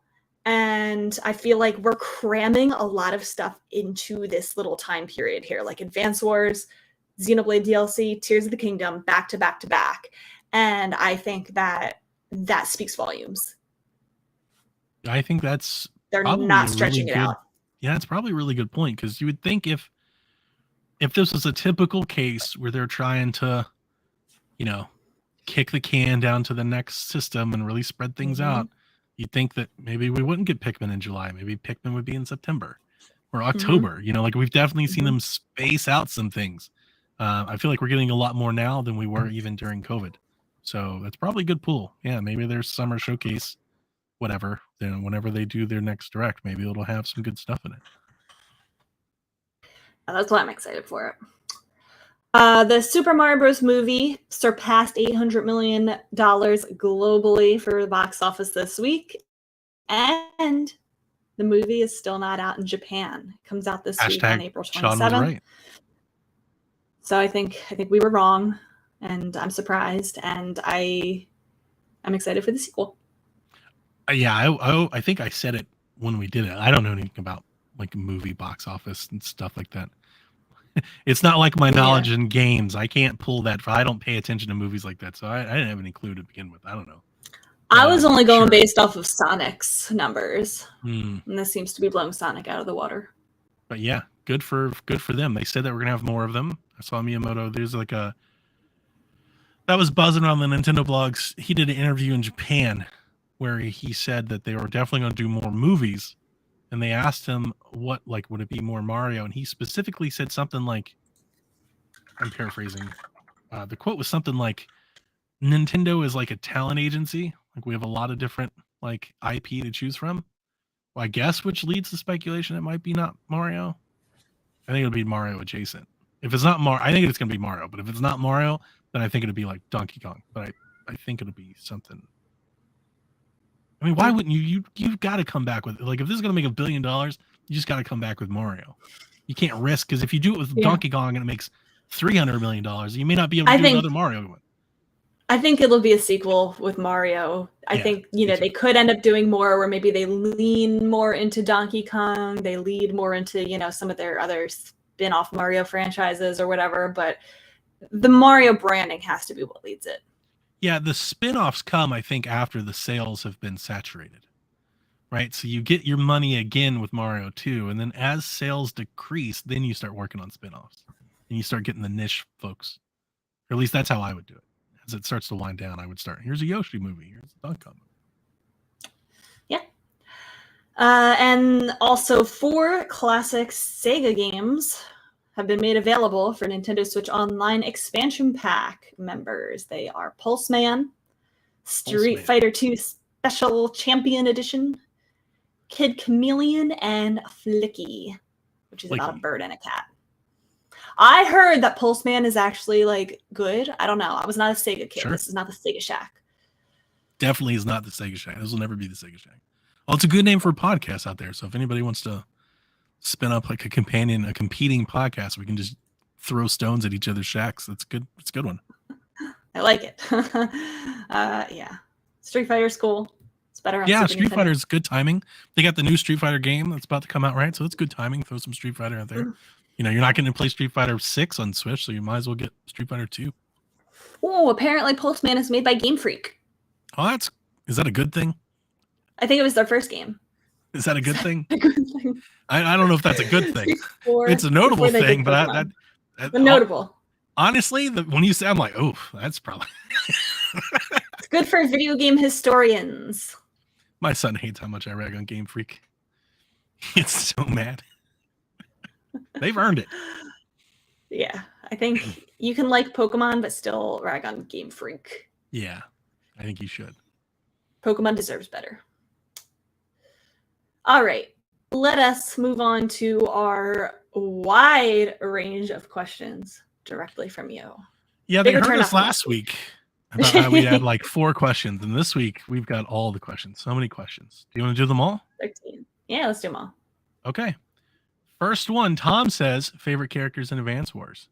Sammy, Sammy, right? Yeah, of course. I'm gonna kiss her. Everybody's favorite Sammy. Remember liking Sammy when I was younger. And Advance Wars definitely has a great cast of women. It's a great cast of female characters. Yes. G-Man Sonya is says, another good one. ooh. Oh, you know what? There's another one. I remember the way he looks. I just don't remember which. It's got to be the second game.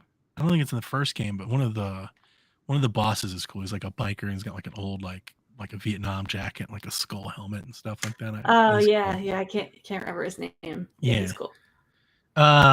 G-Man says it's Sunday morning. It is, and you go to a coffee shop that you enjoy. Once you get there, you order your favorite flavor of coffee. You see someone you know there. Who are they, and what will you talk about? Anyone or a video game character? I don't know. I want to have a coffee date with Sammy from Advanced Wars, and we're going to talk about Taylor Swift. That's good. Yeah, I don't really know, because he says you see someone you know there. I don't know. I don't want to answer. I don't know. I don't have an answer. I got nothing. Indio Techno. So you bought 2 vouchers for $100 and you pre-ordered Tears of the Kingdom with one. What's the other game you should get with the last voucher within the next 12 months per your opinion? It's not out yet. I think the answer here is wait. If Pikmin comes around and nothing else has been announced that you are excited about, get Pikmin. But if something else has been announced, because you have a year to use it. Yep. So wait and just see what else they're going to announce for later this year. But Pikmin, I think, is a good, like, halfway through the year deciding point. Okay. Get Pikmin. That's my answer. Is just get Pikmin. And if more cool things come, get more vouchers. But get Pikmin. I got Pikmin because I think the Pikmin presentation that we got, I thought it looked excellent. I don't think I've ever been more excited to play a Pikmin game. Not that I'm the most Pikmin fan ever. I would never suggest that. But I have never been this excited for Pikmin as I am now. I don't think I've ever pre-ordered a Pikmin game. And I have pre-ordered Pikmin 4 because I think it looks amazing. So, yeah, get Pikmin. Looks very pretty. Looks really good. DJ says, what is your ideal announcement during the next Direct? The one singular game announcement that would knock your socks off. And then Zelda sister Dungeon question, Maker. Smokin' Joe says, chat questions, what games do you expect to see in the next Direct? Zelda Dungeon Maker would knock my socks off. People are already want the next direct? We haven't got Tears of the Kingdom yet. Always. Always. What's next? But I don't expect to see that in the next direct. It's just my knock my socks off game. Yeah. The thing that I've had my hopes on this year, and I've had a pretty good run of this, I think, the last couple years, is Donkey Kong. I want a new Donkey Kong game. I'm feeling it. I want the itch. I want a new Donkey Kong game. Preferably, I would like it to be somewhat retro inspired. I don't really know what that means. I would just like it to be like very nostalgic and kind of more remembrance of Donkey Kong than just like a new cartoony 2D Donkey Kong game. I'd be down for a Donkey Kong Country game. Like, that sounds great too. I just feel like there's a lot more they could do with Donkey Kong besides give it like the Nintendo B-list treatment where, you know, everybody gets a cartoony 2D game. I would like something else, something different. Yeah. I don't know if I'd go as far as saying expect it. I mean, if I had to make guesses, it'd probably be one of my guesses. It's got to be one of the things that's there somewhere. I know you think there's a Mario game coming. That would have been mine. I think 2D or 3D Mario. Yeah, I think it really matters when they want to do new hardware. Like, if the plan is to do something in spring, I think it'd be really hard to launch something like that in the fall. If the plan is to do something like next fall, you know, like a year and a half from now, then yeah, you could do a new Mario game or something like that this fall. I'm trying to think if there's anything else. I'd love another Fire Emblem game. I'd love another Warriors game. Man, if they did Fire Emblem Engage Warriors, you know, like we had Three Hopes Warriors, we had Breath of the Wild Warriors. Like, I think that could be a thing, maybe, that's out there. I don't know. Yeah, at this point, I don't know. It really feels like Nintendo has kind of ran through their typical things. Like, we've got a lot of Kirby games, so I don't know if there's another Kirby game out there. I mean, more Metroids, right? Do you think we'll get Prime 2 remastered, Corruption and stuff like that? Yeah, I do. Probably, yeah. So things like that, probably. Some indie games, stuff like that. Spa Goop says, if you could erase one video game franchise from existence, which one would you choose? He woke up and chose violence. Dark Souls. Fire Emblem. Or not Fire Emblem. Sorry. Completely wrong. Final Fantasy. That's what I meant to say. Oh. Yeah. We want to watch the world burn. Absolutely. Final Fantasy and Kingdom Hearts. I don't like Dark Souls fans. Really? What? No, they're unbearable. Why? I don't like them. I don't think I've really. They're annoying. They're annoying to me. Okay. My game is so hard, and if you can't play it, then you just shouldn't deserve to have anything good in life. And it's who cares about people with disabilities, accessibility, and it goes against the developer's wish and vision. It's so annoying. Like, shut up. Nobody cares. I am loving this. I am loving. Nobody cares. Nobody cares that your game is so hard. I think it's fine that they have a game to do that. I mean, there's obviously I don't care. I don't care. Take it away. There's a demand for it. People want it. Erase. Okay. All right. Well, it's gone. That and Final Fantasy. Get rid of it forever. Move it on. Like, I could just we could just Thanos snap Square Enix for all I'm good. Like, I downloaded the Pixel remaster. Yarden gifted it to me. The 6 Final Fantasy 6. I'm not gonna play it yet because it's long, and I'm not playing long games before Tears of the Kingdom. So early summer, I'm gonna play it before you Thanos snap it. Okay. Sorry. He says, Briscoe says, hate to say it, but many NES games are harder than the Souls games. I don't care. That's fine. I'm fine with that. I don't like the fans, so I'm taking away your game because I don't like you. Great question.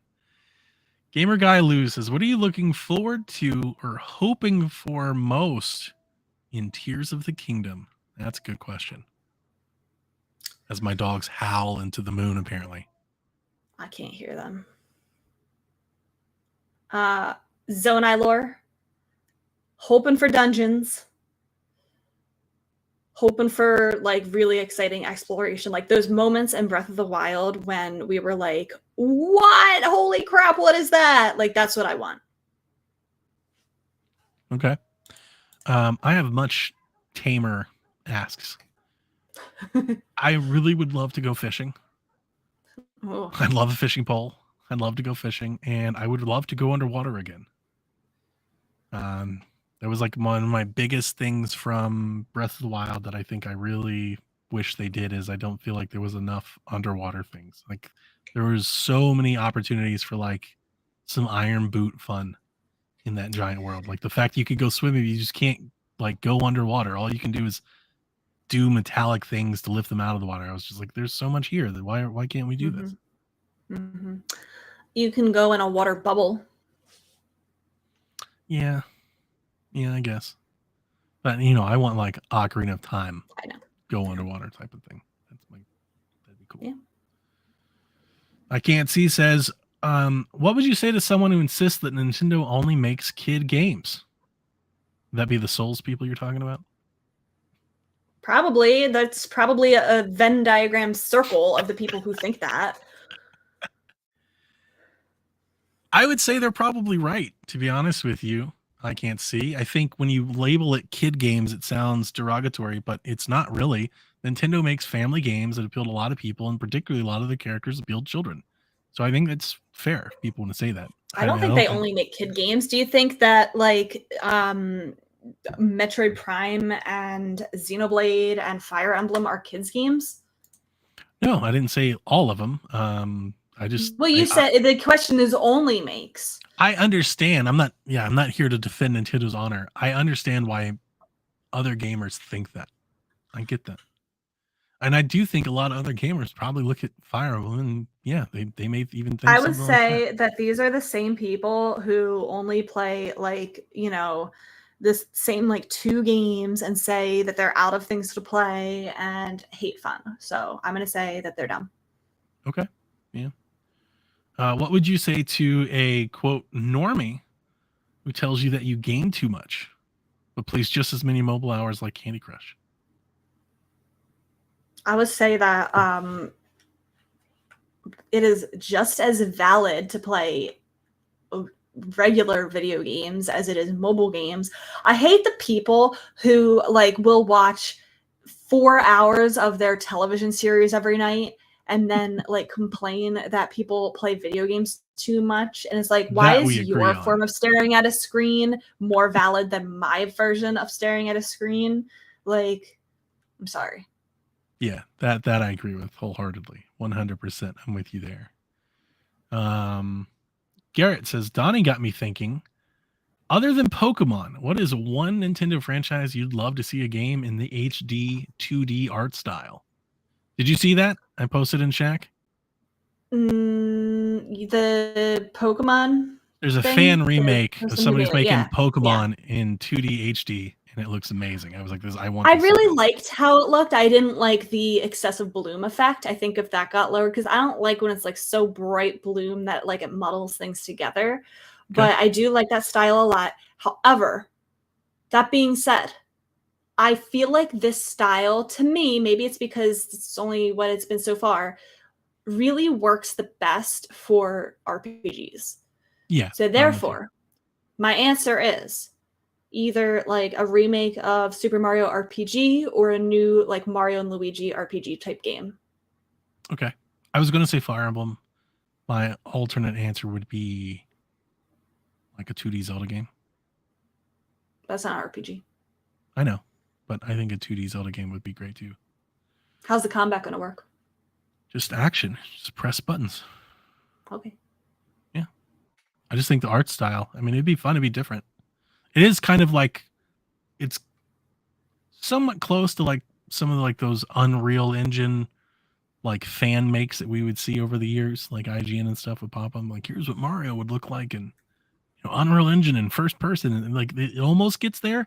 But as long as you keep it like pixely, like pixelish sprite based, then it's pretty good. I feel like that's the only way we're going to see sprite based games again. Is this style? I hope not. I would hope that like, folks like Dragon Quest and stuff still care about it. Yeah. Drew says Nintendo has really pushed DLC during the Switch era. What has been your favorite DLC on Switch so far? Can I say two? Yeah. My favorite has been Splatoon 2's Octo expansion. Good one. It's amazing DLC. Play it if you haven't. It's so good. Such high quality. My probably one that I've spent the most time with, has the most content attached, is the Mario Kart DLC. All the tracks. I gotta like look up. I also just want to give a shout out to oh my god, it just left my brain. The Animal Crossing Happy Home Paradise. I had a lot of fun with that. I played it for free through Switch Online expansion pack. Oh yeah, and Champions Ballad for Breath of the Wild. Oh, okay. I'm glad I looked it up too, because I probably wouldn't even have had this on the top of my mind. Yeah, I think my favorite DLC on Switch era has been the Mario Rabbids Donkey Kong expansion. Mm. Yeah, the Donkey Kong Adventure expansion was great. I enjoyed that thoroughly. I liked Starlink's DLC. I think Mario Kart's DLC was amazing. I think Smash Brothers DLC was incredible if you count that. I mean, I do, but I understand it's not the same thing. It's not like an expansion. They have had a lot of really good DLC. That's definitely true. I loved I love Breath of the Wild's DLC. Yeah, I played all of that, and I expect Tears of the Kingdom will have talk about more stuff we'll see, in future directs. We'll probably see Tears of the Kingdom DLC. So that would be probably another big get in the fall, right? It'll kind of reinvigorate sales and stuff. I'd imagine that they'll drop DLC for Tears of the Kingdom right before the big holiday shopping season. Mm-hmm. Yep. Saga 64. Hello, Nintendo Shack. I'm new to the podcast, but excited to hear from you when Tears of the Kingdom releases. My questions for you this week is, what made you a Zelda fan? Breath of the Wild was my first Zelda game, and since then I've played Link's Awakening and Skyward Sword as well. It's become my favorite. Hey, Saga, thanks for listening. Yeah, thanks for listening. Welcome to Shack. Oh boy. Oh my gosh. So can I start? Please do. I love telling this. My first Zelda game was also my first video game. I was given a hand-me-down Super Nintendo and a stack of games from an older cousin, and I was 3 years old, and I was a little bit too young to play it on my own. Like, I didn't really know what I was doing, couldn't really do much on my own. So I mostly at that time watched my dad play. He would read aloud the dialogue to me. I would follow along. Eventually, I would start playing more and more. So my first Zelda game was A Link to the Past. And me and my dad have played every mainline Zelda game together ever since. And he is very excited for Tears of the Kingdom. Thanks. That's such a great story that you get to go to. My first game ever. My first ever video game. I peaked. Greatest my first video games of all time. Like, it was all downhill from there. That's true. Yeah, I always have a hard time remembering what was my first video game. It's like a handful, because there's a difference between like the first video game that I owned and then like the first video game that I interacted with. Mm-hmm. Right. That's good. Now, to answer the question, Saga 64, again, thanks for listening. My first Zelda game was Ocarina of Time. I didn't play Link to the Past until several years later, I think. Probably in the 2000s, early 2000s, when I started going backwards. I had a neighbor who had a Nintendo 64, and he had Zelda Ocarina of Time, and he and I were friends. I also had an N64, but this was before I was really into like gaming news, and to be honest with you, this was before like the internet. So like if you weren't hanging out like at a games shop or getting a magazine or something, like I wasn't like aware of like new games that were. I was very young, so I'm thinking it's probably like 2000. I'm like 12, So like if you're older than me, and the reason I say this is I always think about like Dev's much older than me, so like at that time Dev knew everything that was coming out when it was coming out. I didn't know anything was coming out. I just went to the GameStop like once or twice a year and buy a new game. So at that time, I had like GoldenEye and I had some wrestling games, mostly sports games, Madden and stuff like that, Resident Evil. And I went to my friend's house. His name was Billy, and I think we were playing the wrestling games and stuff like that, and then we played Ocarina of Time, and it blew me away, and just how big Mhm. and open the game was. And I was like, this is incredible. Like I'd never played or seen any game really that just let you have like so much exploration, which is funny because I feel like at the time I had played Diddy Kong Racing, or I had Diddy Kong Racing. One of my favorite things about that game was like its hub world where you could zip around and just do anything. And like Zelda was like that on steroids. And he let me borrow the game. And I remember I played it until I got completely lost and stuck. And then the thing that is always like burned into my head is that at some point I raised money and I went to the library at school to print off a user guide, like a, Oh. like a walkthrough. Because I was like, I don't know I don't know what I'm supposed to, I don't know where I'm supposed to go, you know? And then, yeah, I followed the walkthrough to beat the game. And I remember I did all the things. I did all the trading sequences. I got all the swords. I got all the shields. Like I was just, from that point on, I was smitten. I loved it. So that How could began you my, not be? yeah, that began my Zelda a-thon. And that's when I started looking for other Zelda games. That's when I was like, what else is out there? Right. And that's what led me to Wind Waker and made me play Link to the Past and all of that. So yeah, that's where my love for Zelda started. So Saga, welcome to the family. You have a huge fan base that you can join, and Zelda games are the best. Suck at Dark Souls fans. they are the best. I mean, in so many ways, like I game because of Zelda. You know, it's I think Absolutely. most Zelda fans, I guess, feel that way. Like I feel like everybody, when you grow up in gaming, everybody has like certain pillars that like make up your, you know, like your gaming fandom or your interest. And definitely a very strong pillar in my foundation are Zelda games. I attribute to Zelda why I love open world games.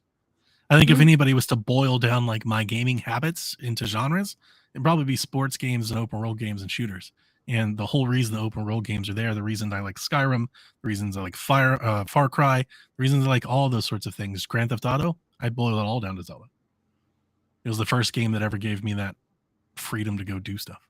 Zelda influenced so many games people don't even realize. Yeah. I'm also curious because I see a lot of people, I know Saga said so, and a few other people in chat are saying so, that Breath of the Wild was their first Zelda game, and then they went back to play old Zelda games. And I am, and I hear, some people's opinions on this, but just I'm always curious about how they feel about older Zelda games because Breath of the Wild is so different. If they end up Yeah. enjoying it, if they end up not liking the older ones, like it's just so different. It is. And I feel like that's a good time to point out that it works both ways. I think a lot of people that like just couldn't get into Breath of the Wild at all Mhm. because of its structure, you know. And you get it if you've played 20 years of Zelda. You're like, oh, this is very different. This is not this. It's almost a completely different genre. You know, Mhm. like we've had open adventure Zelda games, but not like Breath of the Wild. Breath of the Wild is very like survival craft. You know, it's like a whole different thing.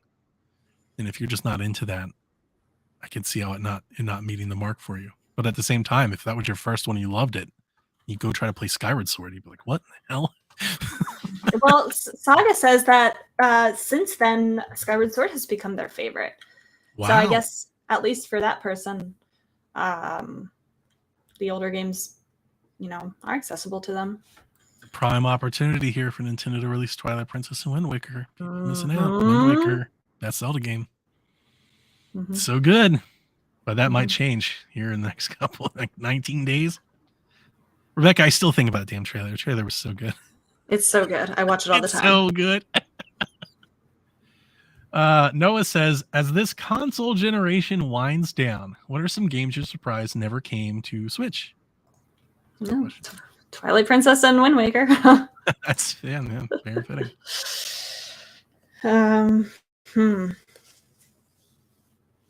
This Super Mario Galaxy 2. Galaxy 2.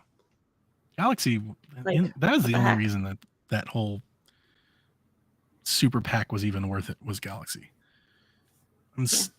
Still bummed we didn't get a full blown 64 remake. I was so excited. I think it's pretty surprising that Switch never got a Madden game. It doesn't? No, there's no NFL football game on Switch at all. And only reason I say that is you can play NBA 2K on it. You can play MLB The Show on it. You can play RBI Baseball on it. You can play FIFA on it. You can play Football Club. They're still making the new Football Club for Switch. And they have never released an NFL football game on Switch. And it's bizarre. Like, I don't get it. Yeah. There's a couple things I'm surprised never came to Switch Online, like Super Mario RPG. Mm-hmm. Yeah, because they had a pretty good run where they were releasing that on virtual consoles for a bit. Mm-hmm. Maybe they're working on a remake. Maybe. I'm trying to think of like any like ports, any of the old ports from like last gen, like early last gen or like 360. Like, I think you could have done like GTA 4 on Switch. I think you could do Batman on Switch. That's a good one, actually. On Switch? Are there? I don't think so. I don't think there's like no Batman games on Switch. Ubisoft stuff, like there's no Far Cry on Switch. And you'd think with all that they've done that, that they try to put something out. Tomb Raider, just like some of those really good franchises that sell really well. There are some early last gen stuff that I think you could bring over. You could port to the Switch with its popularity and its success, and you'd sell a few million copies. Mm-hmm. But I guess it's just not worth it for some people. I think it's been nice to see Bethesda support Switch as long as it has, but Nintendo, the thing that bothers me about the Switch in general is, like the Wii, it's sold so well and it's been so successful. And Nintendo's mantra has always been, well, if we sell a console that sells enough, then third parties will come. And the Switch did, and a lot of third parties still didn't come, which makes me worry or wonder, like, are they just not interested? Do they just not think there's a market? Or is Nintendo just not doing enough, to get their support as like maybe some of the other folks are for the platform? I don't know, but I would have, if you would have told me before the Switch launched that the Switch is going to sell 150 million consoles after the Wii U, I would have thought we'd be living back in the days of the DS and the Wii, where we had Call of Duty and Battlefield and Batman and all the sports games and all the third-party support we could ever want. And the Switch has third-party support. I don't mean to say it's lacking. It's just not a lot. It's usually very late, and it's very hit and miss. Yeah. But yeah, you're right. We got Assassin's Creed. We got all the Assassin's Creed games. Probably every one of those damn things over. But yeah. Our last question comes from Jay. He says, what Nintendo game have you spent the most time playing, and do you think Tears of the Kingdom will top it? Good question to end on. I have tried calculating this in my head a lot. In newer consoles, we have the ability to see like our time played. In older consoles, we don't. So I'm always trying to weigh, like, I know that I've played Breath of the Wild probably for like 300 hours between all of my different playthroughs. Yeah. I don't know if that's more than like I've ever played Wind Waker, because I've played Wind Waker a bunch of times. Like it's probably not as long as that, I don't think. What about on the Switch? Just on the Is your Switch? most played game on the Switch? It's probably Breath of the Wild. Yeah, because I think definitely it is hard to calculate, because I know I have a ton of hours on games that I grew up with and continue to come back to time and time again, like A Link to the Past and Ocarina of Time, and the early Pokemon games. Like, I mean, I must have 1,000 hours in some of those at this point. On the Switch, where it's like countable, on a single game file, um, my greatest is Animal Crossing New Horizons. I have a lot of Yeah, it hours just soaks up time. That's a good one. in that Yeah. game. I don't even know what it's at. I don't know what it's at, but it's in the several hundred. I don't think Tears of the Kingdom will top it, because for Breath of the Wild, I have less than that. I have maybe 200 hours in that game, which I think is still a lot. If you can get That's a 200 lot. hours out of Yeah, that's a any lot. game, like that's an insane amount of time.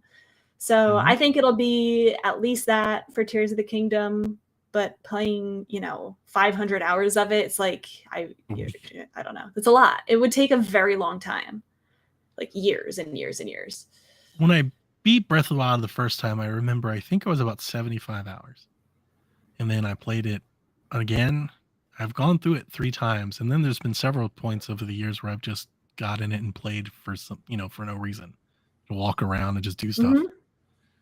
So yeah, I'm at least over the 200-hour mark, probably closer to 300 mark. I've also system transferred and shared with Jack that it's hard to keep up with, but I know I'm at Yeah. least over 200 hours in Breath of the Wild. Last time you made me realize that, like, instead of replaying Breath of the Wild, I want to do what you're going to do and just reacquaint myself with the world. Yeah. Specifically, I want to boot it up and go back to the Farron Woods area and look at all of the Zonai relics and ruins and things like that. And because I feel like, I obviously saw all of that stuff when I was playing it, but I didn't really know what it Didn't know it was at had the any time. meaning. I'm with you. Yeah. And now that, it's going to be such a focus in Tears of the Kingdom, we think, I want to go back and look at that again and see what I notice. Yeah, that's good. The first time I beat Breath of the Wild, I think the Farron Woods was maybe my least visited place on the entire map. I love that area. I love the I do woods. too. I love foresty. I remember when I finally came across it, I was like, what is all this? Like, I was just surprised. And I remember, I think what led me there, I think I was farming like super bananas or something nearby. There's like a spot there where you can get like a bunch. Hardy durians. That's it. Yeah. And I was like, I needed a bunch, and it brought me there. And I was just like, look at all this stuff around. And I remember when I finally started doing some quests, and I remember I found like a couple of the shrines, and like you go to like the waterfall, you start seeing all the sculptures. And I was just like, it may be like my least knowledgeable part of the whole map. Wow. It's just that area, because I just didn't spend now on the second time I went, I think I started there. My second playthrough, I was like, because I wanted to go somewhere different. But yeah. One of the dragons hangs out around there a lot on the waterfalls. Yeah. I just really like the aesthetic of like the jungle, waterfall, rivers. It's very hot and swampy. You almost get the feel, like you feel the heat. It's got a really good look. Humid. Yeah, it's humid. Yeah. Tears of the Kingdom, I don't know, because on one hand, the game looks more story focused than ever, which makes me think it has to adopt some amount of linearity, which means that maybe you'll find the ending sooner than maybe I did in Breath of the Wild, because it was just kind of so obtuse. That said, there's infinite amounts of things to do apparently in Tears of the Kingdom, in terms of all of this building, and the world is so much bigger, and the underground is so much, like, there's all this other stuff. What if Tears of the Kingdom has like actual post-game content? What if there's like in-game loops? Like, what if there's something there to keep you invested and keep you playing post the story credits? Like, if there is, I could blow that number way up. Don't get too hopeful. Don't get too hopeful. There's never really been anything like that in Zelda. I know, but you're right. That trailer also looked like a lot of things that have never been in Zelda before. There's a big part of me that's just like, I don't know where we're really going with Tears of the Kingdom. It looks like a lot. It looks like a lot that they've done to this game. And who knows? Who knows? Maybe you reviewers will get hands on soon, and we'll get at least, I don't want to know anything, but I would love to know like some parameters You know, like I would love some more awareness of this game. I would love to hear a reviewer be like, I beat this game in 50 hours or 150 hours. I would love to just have some basics. Yeah. I hope that review copies start going out soon. Well, if they Because I don't, feel you like can if always this was get one because apparently they were leaking early. Have you seen those? It's actual. That's people- all fake. It's all Is it fake. fake? If you looked, yes, that's fake. I don't There are know. display copies at the stores, and one of those screenshots where they had it digitally, they had God of War on the game next to it. Like anybody can put an icon on their Switch. Okay. Until you see leaked gameplay, don't believe it. Like Okay. you're really gonna leak it and just show the icon. Like What I shut was up, following you're wasn't not. like a copy of the game. I saw somebody that said that they had got early access. Yeah, to- it was DB Geek, and he is a troll and came out and said, "Ha ha ha ha ha! It was just supposed to be in Gotcha. my inner circle." He's a Gotcha. YouTuber. They got us then. Yeah. Yeah. 20 days. Anybody can print it out and put it. Like he didn't show the game card. He didn't show any of the footage. Like shut up. How do you even review a game like this in 20 days? I couldn't. You I think don't, about like- that. You think about that when you play Breath of the Wild? Like I think about that. Like if I put myself back in those shoes and it's 2016 and I'm about to get like new Zelda game and it's like you've got 2 weeks to beat this game and publish a review for it. It's like how is that even possible? I feel like it would have been so underserving Breath of the Wild. If I don't get it early, I'm like hesitant to want to review it because I don't want the time pressure on me. If Right, like, of course. if it's Because not it's early. underserving the game experience. Like if you, Yeah. so I guess what I'm trying to point out is if you're under a time crunch to make a day one review, and you mainline Breath of the Wild and that's your review sucks. Yeah. Like that's a shitty review. Of I Breath do of the Wild. remember a lot of reviews, said there's so much here that, my couple weeks with it was not enough time to make a dent. And, here's my impressions. Here's the score that I'm giving it right now, but there's still a lot for me, to experience and cover. And I feel like that speaks for itself, because I think if you can get like a ton of enjoyment out of a game without even beating it, like that's fine. Sure. I would rather see stuff like that than, I race to the end to finish this game so I can have the review. I think that's, if I do get an early copy, that's how I would approach it. Yeah, I'd almost rather have like, here's my impressions of day one. Here's how far I've made it in my 2 weeks of time with the game. I'm barely scratching the surface of this thing. Yeah. Because I want people to play it. It's admirable, I guess, for reviewers to do that. Like there's a part of me that, or not just me, I think there's a part of generally sometimes when you're not like on the inside, you can be like, man, I'm envious of folks like yourself or anybody that's like, man, they could access this game. I wish I had it. And then you think about it, but I'm like, no, I'm not. I don't. That's the least thing that I want to do. Also, with a game like there's this. not just like rushing through. It's like a full-time thing to be playing like a 50, 60-hour game in a week. Yeah. And to write the review, and God forbid you get stuck on a part and don't know how to beat it because there's no guides. You're the guide. There's no resources. Yeah. If you're struggling with a boss that you just can't like figure out the right strategy for, or this is the reason that Majora's Mask is my least favorite Zelda game, because it goes against everything that I want from a Zelda game. I want to be left alone. I want to be on my own. I want to go and do my own thing. I want to go find, I want to go make my own oyster. I want to leave me alone. Let me go get lost and let me go do whatever I want. I want that freedom. That's like my thing in a Zelda game. And like the idea of like, hey, you've got 13 days. We need a review. I'd almost pass. I'd be like, I'm good.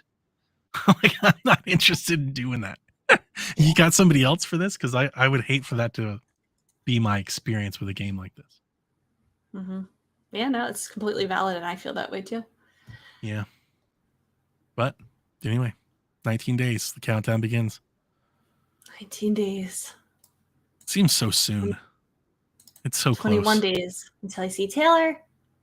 Oh, yeah. You're going to have a hell of a weekend. Oh my God. You have no idea. Do I have to find a replacement for Shaq that weekend? I think Garrett said he would come on that weekend. Okay. I was like, are you going to make it? I don't know. Wait a minute. Hang on. Is that Breath of the Wild's weekend? Yeah. Oh, no. I may already have a guest lined up. You and Garrett and whoever else. That's fine. Okay. Yeah, I might take off. And then you can hear my thoughts the next week because I'll be dead. Especially if I reviewed it. That's true.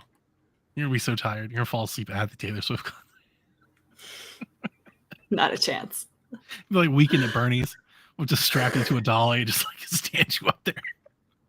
No. Pry my there's eyes open nothing. so I can see her. I took off on Monday from work That's smart. because the concert's Sunday. You should have probably just taken the week off. There's no way I can. My job, I can't take a week off. I think I took that Monday off as well. I didn't want to take Smart. that Friday off because I think I've got some meetings, but Monday, I was like, no, I'll go to work Friday and I'll just be late Yeah. getting into Zelda. But then Saturday, Sunday, Monday, I'll be playing Zelda. Yeah, that's fair. Excited. Yeah. Go check out my advanced words review, guys, and go check out the Twitter trend that I'm trying to start, the hashtag TOTK countdown. 19 days. I'm so excited.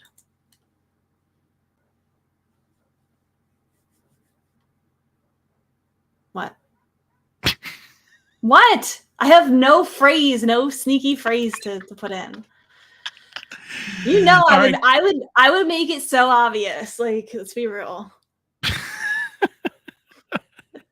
All right. Is that it? That's it. That's it. That's all. That's all. Peace, Koopalings. Whenever you're ready. All right. This is Frederick from Fire Emblem Awakening. And I forgot the line already. What?